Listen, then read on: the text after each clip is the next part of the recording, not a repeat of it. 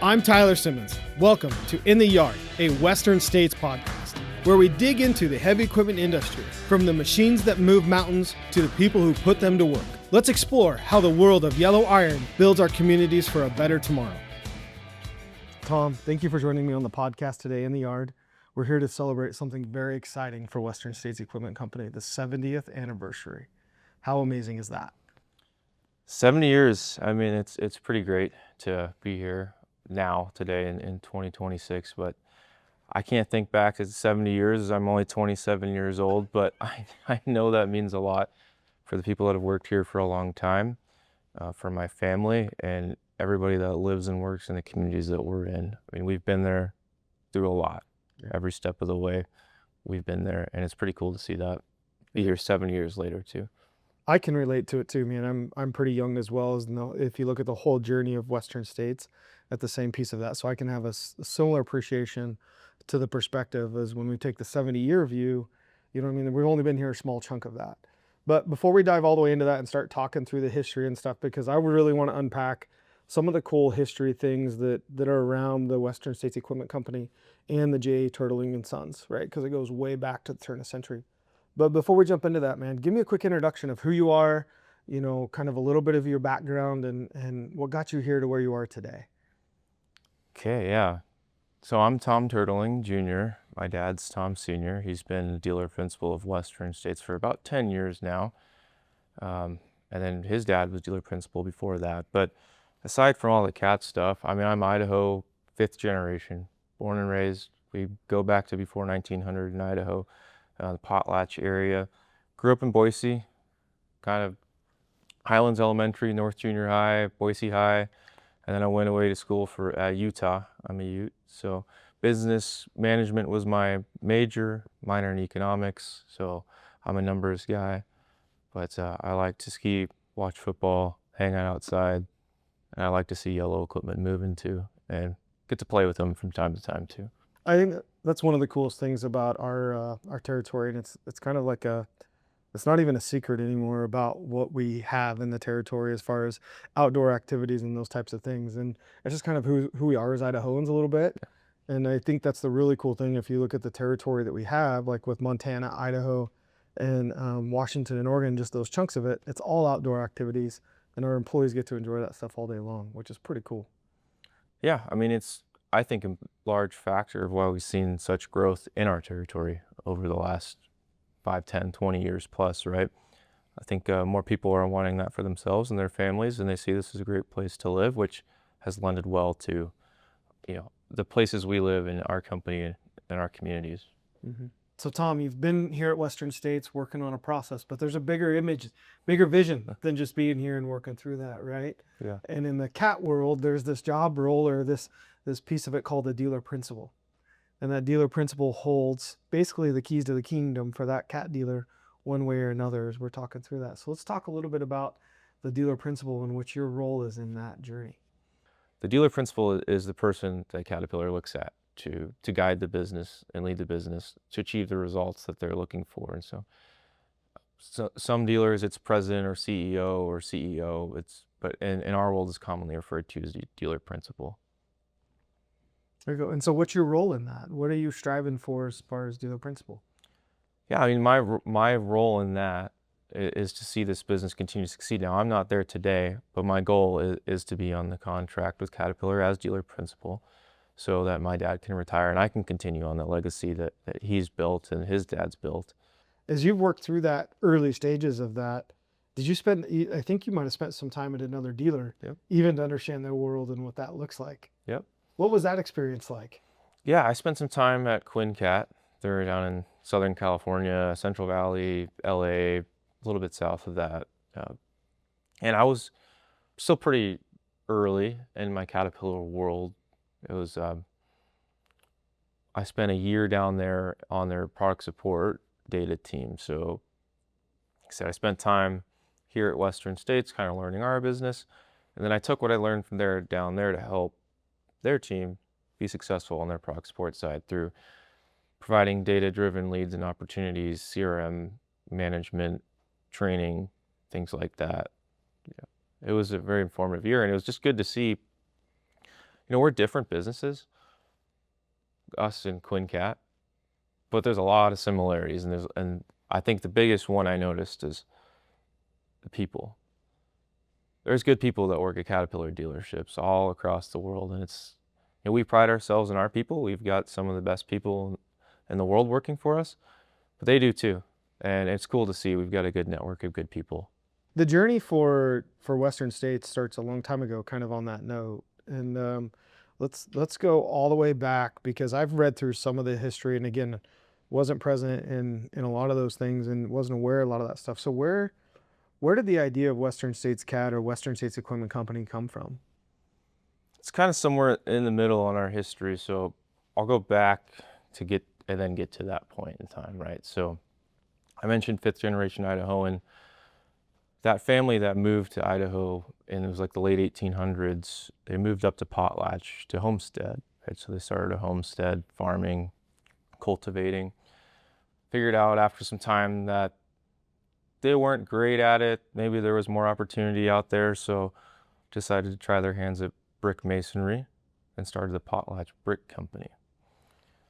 Now, what I think is really cool about that is one of the first contracts they got that really kick-started that business was from one of our long-term customers today, and that's Weyerhaeuser Forest Products, right?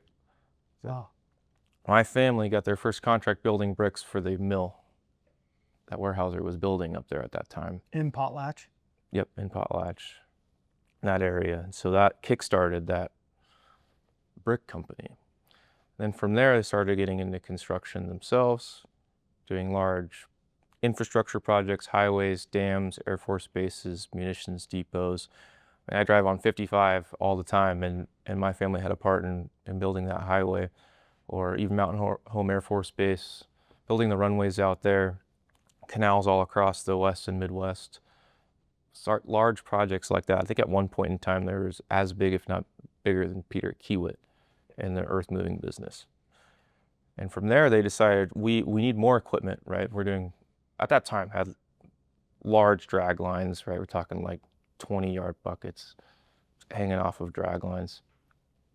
They decided that we needed an equipment business to supply the construction business, and so they started Western Equipment.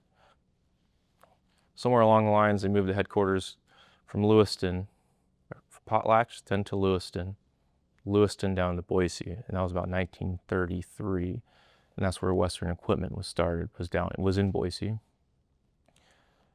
1956 is when Caterpillar approached Western Equipment to be the dealer for Southern Idaho, and that was Boise, Twin Falls, Ontario area.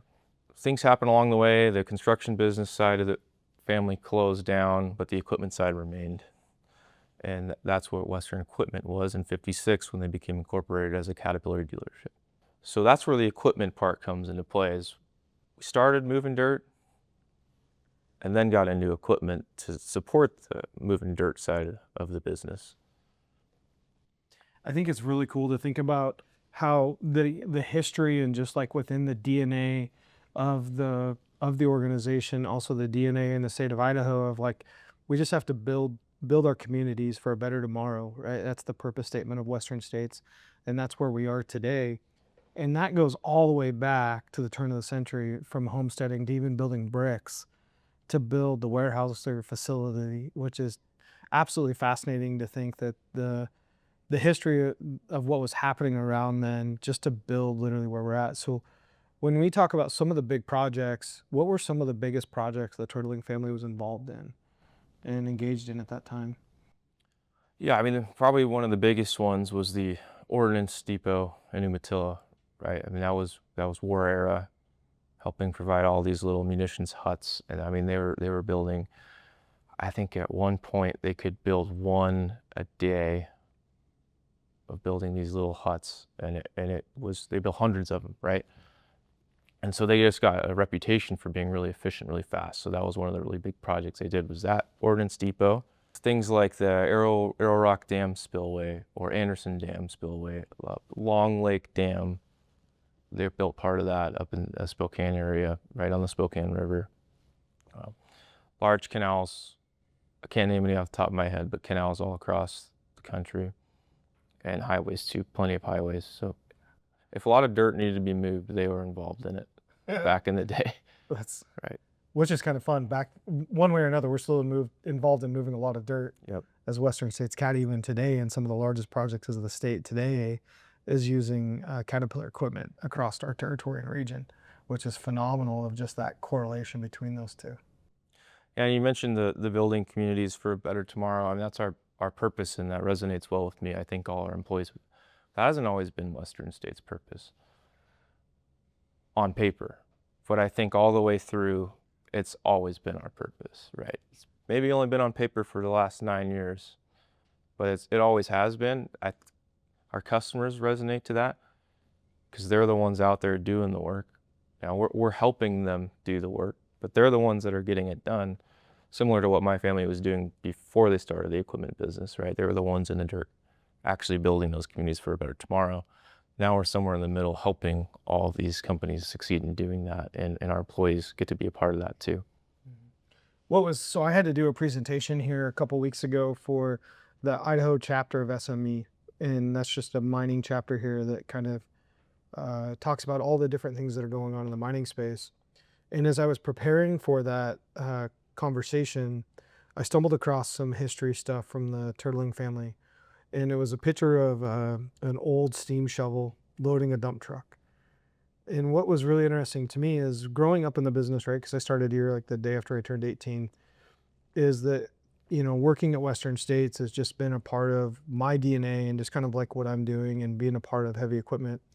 But looking at that picture of literally the history that's involved around the company to where we are today made me very proud to be a part of the organization and very proud to be a part of what the Turtlings are building for the state and how you guys are applying that to the Western States Equipment Company and the Caterpillar dealership that we had today. Because like you said, it's clearing back in our DNA and building our communities. That's what it all started as.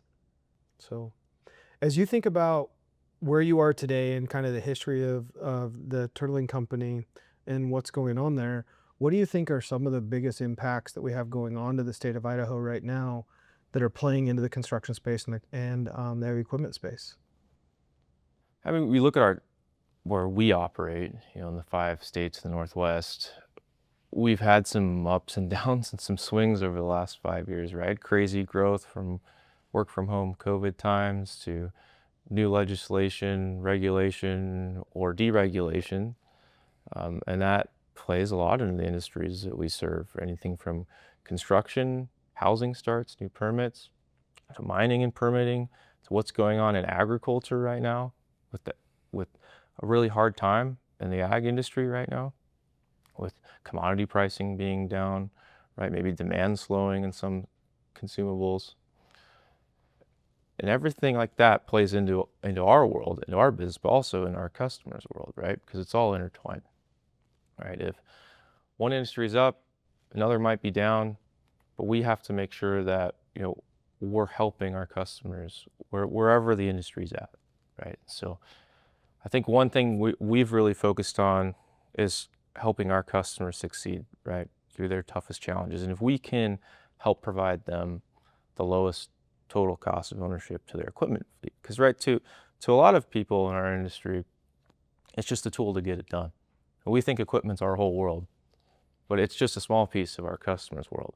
And so if we can take that piece of their world and make it easier for them or a lower total cost for them, that's where we're going to help them win. And that's what we're focused on right now. And I think it's a really interesting dynamic that you kind of outlaid there is as the industry kind of has its ebbs and flows, and we think about the history of from like 1956 till where we are today in 2026, there's always been a different market dynamic or a different challenge or different ups and downs of those swings. But connecting on and helping our customers be successful and taking that all the way back to the roots of the construction company that was there, there's a common thread that's ran across that whole thing, like you said, from that standpoint. And I do believe, like you said, it's also building our communities for a better tomorrow.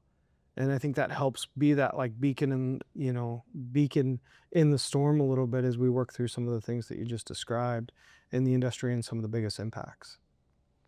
Yeah, that's what I like so much about our purpose and how it resonates is, we have some entry level positions here at Western States that maybe you can get disconnected from the customer in the field that's building that community, but where we can say, okay, let's just say you're you're in the warehouse starting your first day on the job, and it might seem like all I do is replace inventory or package inventory and put it in a bag and move it here or ship it there. But if we can help them understand that getting that done accurately on time for when the customer needs it is crucial because the time when it's not done accurately, you go to pick the part and it's not there, or it gets misplaced and the customer can't find it, means that paver might not be paving tonight, right? It means that excavator might not be digging tomorrow. That dozer might not be pushing dirt tomorrow.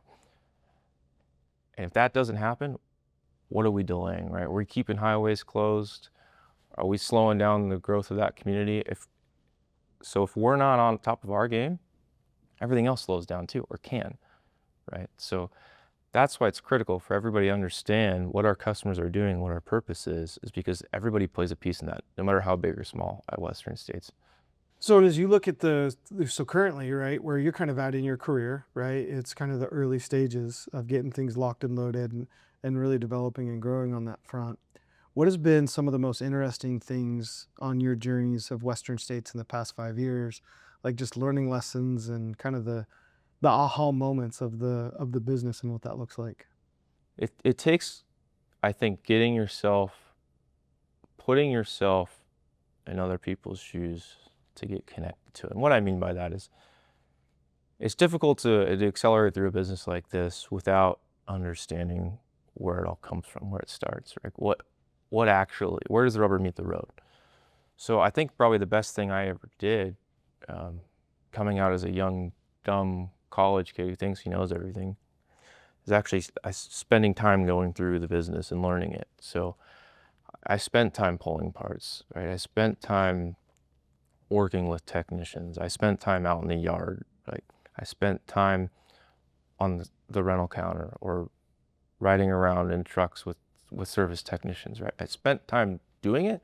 Now I never was able to do it the best of any of those people, but I got an appreciation for what all of them do, and that's really lended a lot to me going forward as I start to think about where this business needs to go in the future to ensure that it stays here for the sixth, seventh generation. That perspective is critical, and I can't lose that. And so sometimes I have to force myself to get back down and actually, let's go see it. Let's go see it. You can imagine it, but you got to go see it for yourself. And so forcing myself to get back out there and see that is critical. So you got to ride around in the field service truck, huh? Yeah. What was that like? Tell me about it? Like who Oh, did I you really, ride I've with? went in many of them. I Okay. mean, I've got What's your most memorable story about riding in a field service truck? going up to the mines in Soda Springs is a highlight for me. Spending time, out of the dairies with Curtis was a memorable one for me, or even riding around with Scott Jensen. I don't know if I should leave names in or out, but I rode around with a lot of guys, spending a week at doing an in-frame, the D9 at Waste Connections, right, in the landfill shop. I mean, things like that I'll never forget. Yeah. So you got to do an in-frame on a D9. I helped do an in-frame on a D9. I wouldn't say I did one. What was your role on that in-frame? I spent a lot of time in the solvent bin cleaning components. So There you go. yeah, or as we're tearing it down, helping get it clean before it goes back together. I spent a lot of time helping Wade do that. Yeah. There. Did he at least let you pick the music you got to listen to, or did you work in silence? I think he picked the music. Yeah, yeah. That's good. But yeah, he did make sure that I got to torque most of the head bolts though. So, He made you do all the hard work. yeah. That's good. I think I remember my first in-frame, and it was a very similar life experience. I was working with one of our seasoned techs on that front, and I think I got to clean every single gasket and clean all the parts in the solvent bin from there as well, while he worked on the more technical measurements and making sure that we did things right. Um, I also vividly remember a situation where we were rebuilding an engine here in Meridian, and it was a 3508, and Meridian didn't do a lot of them, and I broke the head bolts off while torquing them. And a brand new engine as we were going together, and I don't think I've lived that down today. Every No. time I walk down to the engine bay, they politely remind me of that. Hey, but the important thing is you put your hand up and you took ownership for it. Well, it's hard not to take ownership of a broken head bolt when everybody's watching you do it. Well, there's that too. Yeah. Yeah. And you get, yeah. So You had witnesses, I yeah. had Oh, lots so of you're saying you had witnesses. to take I accountability. had to take accountability. I had lots of witnesses in that situation. Yeah, which is fun. I think it's pretty cool that you've just kind of like jumped into the business and rode around like in a field truck and been a part of that, because it is easy to get disconnected from the business a little bit, I guess that would say, right? And of what's actually happening out in the field for all of our team members here at Western States, and they do great things every single day. We're pretty fortunate on that front. Did you spend any time in the warehouse picking and pulling parts and doing that? Oh yeah. Yeah, I went to every warehouse that we had at that time, and I learned that every warehouse has its own processes or unique ways of doing things. So it was cool to see how, we all hold ourselves to the same level of excellence and standards when it comes to, warehousing and picking efficiencies and things like that. But there's just small little nuances to each warehouse. And I got to see all that firsthand. Yeah. There you go. So what's been so as you look at your piece of this and you look at what you've been working on, what's one of the funnest customer situations you've got to be a part of? What are the most fulfilling customer situations? And tell me a little bit about it. You don't have to mention the customer or any of those details, but let's talk a little bit about the situation and what that was like. Yeah, I think some of the funnest ones for me growing up on the product support side of the business is when you get a customer where they're finally ready to make that next step of I'm gonna do my first rebuild, right? And it's a little uneasy because you're like, oh, I've never done this before. It's a lot of money. Maybe I should just sell it and get a new one or go get another used one. And when we've built a strong enough relationship to where we've built mutual trust and say, hey, trust us, like the product that you're going to see out the other side of this it's going to be worth it, right? And you're going to love it. And then watching throughout that whole process of, right, okay, we get it teared down. Maybe they're in the shop every day, just watching the tear down because that's a little uneasy to see maybe your dozer or whatever go all the way down to the frame. And you walk in there and everything's scattered. You're like, what's going on? And then to start to see that, right, as it starts to come back together and the customer continues to come in and they start seeing that progress and start getting excited about it. And you start to put it back together, fresh components, fresh paint, comes out looking brand spanking new and just seeing the smiles on their faces. This is pretty dang cool. And then once they put it in the dirt and it's running like new, that's a pretty cool process to watch through from beginning to end. Yeah. Yeah. We do quite a bit of rebuilds here too, don't we? Yeah.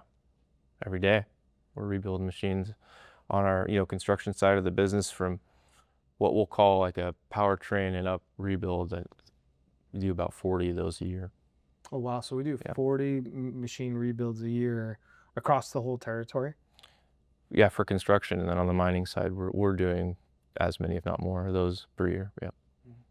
I think that's pretty cool too. So here a couple months ago, we had a chance to have Brock Holmes on the podcast, and Brock, we talked about the machine rebuild process on that standpoint. And I think at the time of the podcast, he was like at 30 plus rebuilds himself. Yeah. And he's just one story of one tech that we have doing all over the territory of different rebuilds and tearing machines down and putting them together. But when you take somebody like Brock, you take some of our technicians and they've done 30 plus machine rebuilds, to them it's just every other, it's just a normal day. I'm going to come in, I'm going to tear this machine all the way down and put it all the way together. But as I was thinking about, that process that you outlined from a customer, it's like, I think for us, it's like I remember having my kitchen remodeled and the guy comes in and tears my kitchen out and I'm like, how in the heck are you going to put this thing back together, man? There's a bunch of studs everywhere. It's probably the same kind of perspective our customers have when we start to do engine rebuilds and tear stuff apart. Yeah, I would think so. I mean, I don't even want to take apart my kitchen cabinet, let alone a whole machine, but because the stuff would be scattered everywhere and I wouldn't get it back together. But yeah, if you do it day in and day out, you master your craft, right? And that's the one really thing that we're fortunate of, is having people that are masters of their craft and locking that in and becoming really good at those skill sets. which is super cool. Nice. So what else? What else has been one of your favorite journeys throughout the process, and what are you excited about? What makes me most excited about Western states, it's I mean, I go back to the purpose of building our communities for a better tomorrow. There isn't anything in our modern life that you can't point at that Caterpillar equipment or some form of heavy machinery didn't have its hand in. It's some way, shape, or form. It's kind of like the Commerce Clause. Like everything is intertwined to this table, the building we're sitting in, the roads we drive on, the homes we live in, the hospitals we heal in. None of it's possible without some form of heavy machinery. You either need to move the dirt, you need to extract the minerals, you need to pave the roads to get to them. All of it has to be done with equipment. And until that's engineered out, which I don't think that ever will be, it's going to be a good business that helps make our world and our communities better. That's what's most exciting for me. So all I care about, you want to talk legacy and all that, is ensuring that Western States is there for the sixth generation, the seventh generation. We talk about family legacy or personal legacy. Me personally, I don't care if my picture is hung anywhere or in any books or my name anywhere. It doesn't say Terteling cat on the sign. It says Western States cat on the sign. And that's for a reason. If you ask my dad that and my grandpa that, they'll give you similar answers. It's not about family legacy or us. It's about Western States legacy. It's about ensuring that this business remains for future generations to continue making that impact on our communities.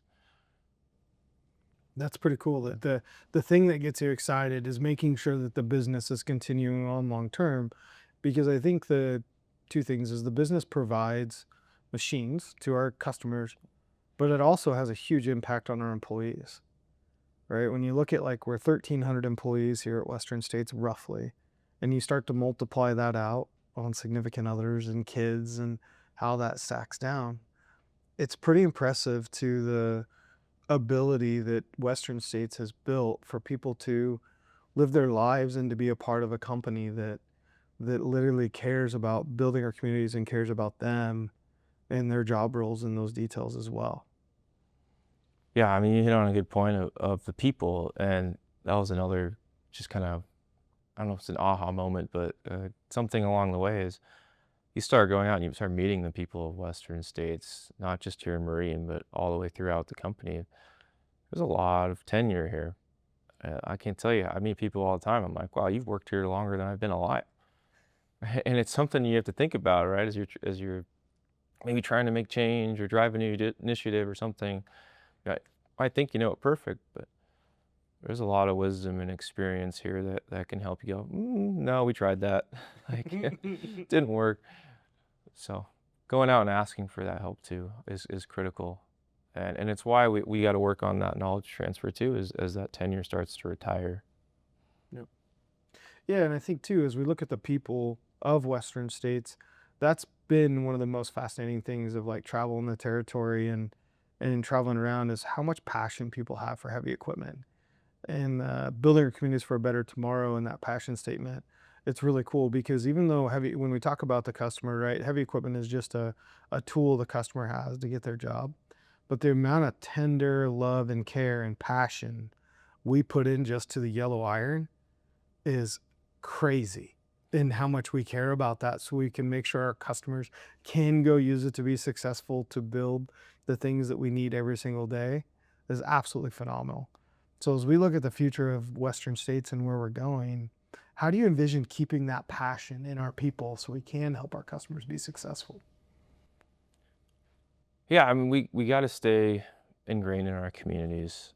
And I think we do a pretty good job of that today, getting each of the branches ingrained in their local communities, being a part of those things where local communities congregate, such as rodeo, sporting events, volunteer opportunities, things like that. Make the brand known, and then continue to hire good talent. I mean, and hire people that have the passion. They don't necessarily have to have the experience, but the will to learn and then coach them along the way. And if we're doing our jobs as leaders of coaching, developing, and building, we'll build that passion too. Right? If we continue to connect people to our purpose, hire the right people that have the desire to be here and make a difference, and then coach and train them along the way. And that's what builds those key tenured employees that have that passion. And so that's what we need to focus on going forward as these tenured employees start to retire. And then certainly helps too if those tenured employees that are retiring are helping share that knowledge before they retire. Something you hit on there too, as I was listening to you work through that, is the leadership piece of that, and providing good leadership and building good leaders is a big part of the way we make sure that we're going to continue on and to build the community for future generations and build the business for future generations. You recently, this past 2 years, we've kind of revamped our leadership academy and got it up and going, Yep. which to me is a phenomenal piece of that, of what we've got going on there. And you just had a chance to go through the new program, Yep. right? So can we talk a little bit about that? And because I think leadership and leadership development is a phenomenal thing, and everybody's got to work on it every day. Nobody's immune from that, and from working on honing that skill and that piece of it. So let's talk a little bit about your experience in the Western States Leadership Academy. Yeah. We call it, yeah, Western States Leadership Academy. To briefly speak to the structure of it, we have Aspiring Leaders, which is a course for people who aren't necessarily in a management position but have the desire to lead. And that kind of introduces them into some ways that they can be, leaders amongst their team without a title, right? Uh, then from there, the next program would be Management Essentials, which is essentially you're a new manager. This is your manager 101. It's everything you need to know, but we're not getting into deep leadership training skills yet. And then that's the next three courses, which are Leadership Essentials 1, 2, and 3, is we're starting to build on concepts that help grow leaders and build better leaders, right? Introducing concepts like emotional intelligence, right? Or talent mapping, right? Or leadership philosophies, managing through multi-generational workforces. And that's really starting to build like it's the tools of your leadership toolbox. And I mean, you can go through the whole thing and remember 10% of it, but if at least you refer back to it, you have tools that you can use to help you be a better leader. And so after Leadership Essentials 3 is the program I just finished, which we call Leadership Excellence. And that's a 6-month program where we meet monthly for 3 days a month for 6 months. And we're with a core group, tight-knit group of people. Well, wasn't going into it, but it's pretty tight going out. We had about 13 leaders from all around the company where we went through this program together. And the best part about that is not only are we learning about leadership together, but we're building relationships together and a support group. So when you're faced with a challenge, you're like, man, I haven't really been through this before. I'm not really sure how to handle this. I can go, oh, Shelby just went through it with me. And maybe I'll get her opinion on it. And maybe she'll have some good advice for me. And so I think that's the best part that comes out of Leadership Academy is building that group of support network, right, in relationships. But also we learn a lot we have a great instructors, Blake and McKenna, and man, they do a fantastic job with that program. And we had a lot of fun throughout the way too. And so we learned a lot. We have a lot of tools to use, but also we built some great relationships in that 6-month period. That's really cool, because I think the investment into the company and investment into the leadership piece of it is huge. And that's not the only training development program we have here at Western States, correct? No, it is not. We also have our technician career development program and our parts career development program that we've built. And those are more tailored to progressing you throughout your career and giving you the skills that you need to advance from like an entry level apprentice technician or new parts warehouse or counter person all the way through to be a master of that craft. And so what we've done is on both of those, we've created a 9-year program with 6-month checkpoints where we provide a detailed outline of the training and on-the-job tasks needed to where if you complete all that, every 6 months you're eligible for $1 an hour raise. Actually, it increases to $1.50 an hour in journeyman, and then $2 in master every 6 months, assuming that you are achieving the required training, the required, efficiency metrics, and safety.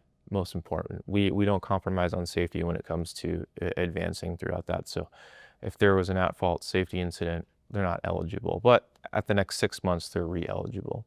And so that's how we're building our technicians from apprentice all the way through master in a short period of time. Now, before that, we've also introduced our Western States Technician Academy, right? And that's tailored towards taking a new green, probably never even wrenched, so a lot of them have, to I want to be a technician as a career. We're going to, in 8 months, train you up, get you a certificate. It's AED certified. Say this, you've passed the Western States Tech Academy to be an entry-level apprentice tech at Western States, and then you can start that 9-year program. So that's fascinating because if we just take a look at like the parts development program, the technician development program, and the leadership development program, and we talk about, earlier in the conversation, we were talking through, what type of people that we need at Western States to be successful a little bit is we need passion for every equipment and the desire to learn. Yep. And that fundamentally, if you just think of the training programs we have available to our key, some of our employees and our key contributors to the organization in a lot of ways, they literally can come in not knowing anything, apply themselves and apply the passion and work either a technician path or a leadership path to whatever they want to be over that 20 or 30-year career here at Western States. Yeah, absolutely. It's about building those people, right? If you're a good person and you just have the desire to learn and grow, like come to Western States and you can make a really good career out of it. It's like some things I always like to say that have made me successful is just be curious. Don't ever stop asking questions. No question's too dumb. Some people might look at you like, well, yeah, but no question's too dumb. Be present, right? Unpack your bags, it's also called. Doesn't matter if you're staying for one night in that hotel, take all the clothes out of your bag and put it in the drawers because it means I'm here to stay. That's a whole different question of unpacking your bags in the hotel, but we'll come back to that. Be curious, unpack your bags, right? Be honest, integrity is big for me. And just have that passion to grow and you'll be successful if you do those things. And that's phenomenal. And if we look at the future of the dealership and what that can look like, we know that people are the ones that make the biggest difference to our customers and our executables every single day. And giving our people different paths and different ways to go to grow along the way and to apply what you just outlined there is phenomenal. And I think a big part of the long-term success of the organization and what that's going to look like.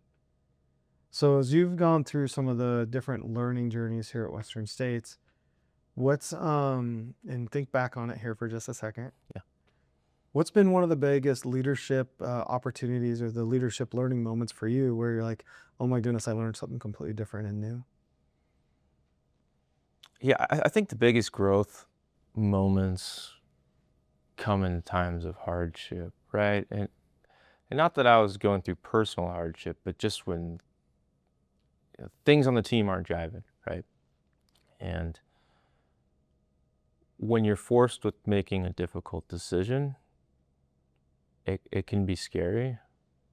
But then after making the decision and seeing the result on the other end, it might not be immediate, but a month, 2 months, 3 months down the line, you're like, okay, things are better. That was really hard. That was a tough decision to make in the moment. The easiest thing is to just put it off and just let things stay the way they are. But once you see the good that can come out of that difficult decision and not just focusing on the bad, that's was like my aha moment of, wow, things actually work. That worked, or that was the right thing to do.